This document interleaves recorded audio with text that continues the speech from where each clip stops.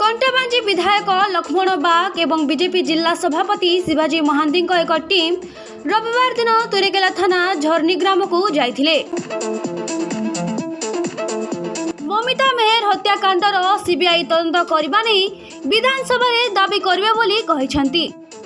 एपरिकी अभियुक्त मृत गोविंद साहू को केउमानक प्रच्छदपट सहायता थिला सेमानकु मध्य पर्दाफाश करिबो बोली विधायक बाग कहिथिले।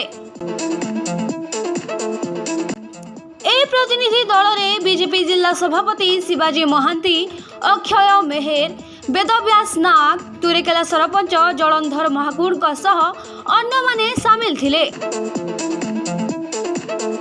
कंटाबांजीरु गुरुदयाल हंस का रिपोर्ट, कोसळ प्रवाह।